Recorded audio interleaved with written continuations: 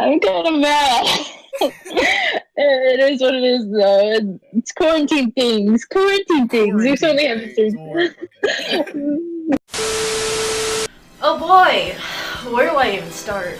So I had a lot of technical difficulties during this episode, including losing an hour of footage. So in this video today, I will be showing you how to spice up your room with LED lights, or if you wanted to add LED lights to a picture frame, like here in this image.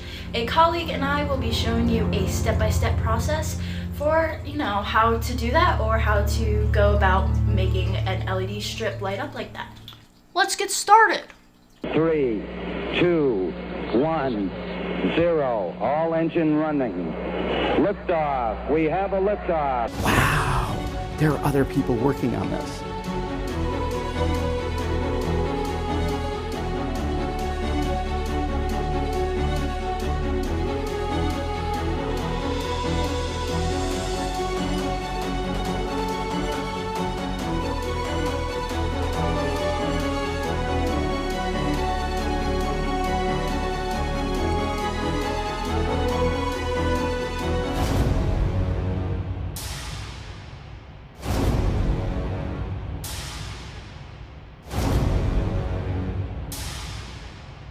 Nguyen is a Hempfield High School student that is very interested in coding. Nothing really specific got me into programming, but I guess it's just my inquisitive nature, and it's just I wonder how things work. Like, how does this thing work? How does product X work, or how does product Y work? And eventually I kind of just landed on the question, how does this program work? And that kind of just snowballed. Something that surprised me is that you don't need to have extensive knowledge about, let's say, a math class to be a programmer. So people think you need to be good at math to learn how to program, and I kind of disagree with that for a couple reasons. In programming, sure, you're gonna need to know how to add, subtract, divide, and multiply. Geometry also helps because geometry teaches you a lot of logic and how to think like a programmer. Because you're not going to enjoy programming if you don't enjoy solving problems. You'll think like a computer, you'll think like a programmer, and that's not something that I can really explain. It'll just come to you and you'll know it when it happens. So, at least that's the way it was with me. For these next few steps, you need an LED strip, which will look like this, and an Arduino Uno. The Arduino should come with a USB cable included so that you can plug it into your computer to upload the code. These simple purchases will allow for crazy cool LED lights around your room. Tommy will now show how to code the Arduino Uno to light up your LED lights.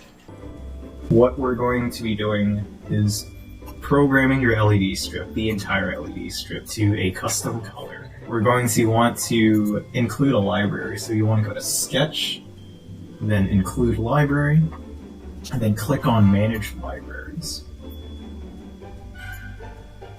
And then after it finishes loading, you want to click the search bar and look up Fast LED Image. I already have it installed, so but you probably don't, so you're going to want to install that. It's going to be the first one, by Daniel Garcia. So after you've got that installed, what you want to do is type in #include, and then in these carets, you're going to want to type in fastled.h. That is going to bring that library into this program that you're writing, and that will allow this program to use the code. Next, we're going to define a couple of variables. So you do that by #define. We're going to call it num_LEDs. After you define num_LEDs, we're going to define one more thing. And we're going to define our data pin. And I'm going to use data pin 13. Next, we want to make an array called CRGB, and then name it LEDs. And inside the brackets, you want to put num LEDs, and then end that with a semicolon. That's how you end the line. What this is doing is basically it's telling the code, hey, so I have an array of 60 LEDs that I need to change, and it'll use that data and manipulate it inside the code, and that will change the LEDs in real life after we implement that code. So here's where we're going to set up the LEDs so that it will actually change color later on in the line. So the way you do that is you type in fast LED, and then you're going to add LEDs. So add LEDs. Inside this bracket, you want to type NeoPixel, and type in the data pin, and that's where all this code is going to be sent to on the Arduino. So on the Arduino, there are, I believe, a total of 14 pins, 0 through 13, and we'll be using 13, pin 13. End that caret, and then put in parentheses. And inside those parentheses, you want to put in the name of the array, LEDs, and then the number of LEDs, so non-LEDs. And then end that line with a semicolon. And you're pretty much done with the way it's set up. You never have to touch that after this one. So here is where we're going to be doing the more complicated stuff. This is what's going to actually turn your LEDs on.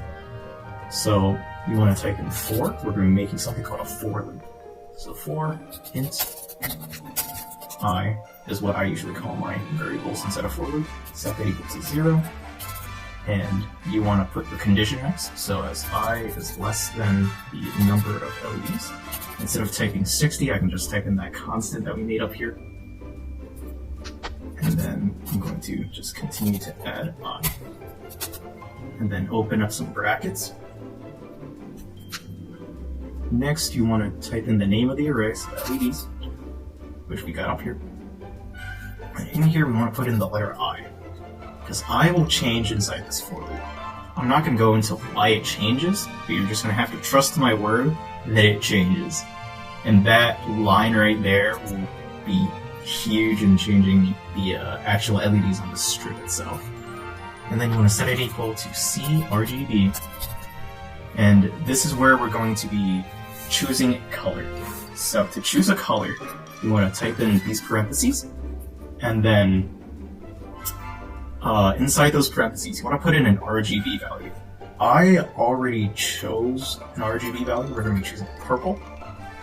So there's the RGB value for purple, if you were wondering. But if you do want to choose a custom color, just go into Google and type in color picker. And the first thing that shows up at the top of the screen should be a bar, and you can just like scroll along that bar. There's a box, and you can choose a custom box, like color from that box. In the bottom left of that box should be a box that says RGB, and in that should be 3 numbers. Here I have 157, 0, and 255.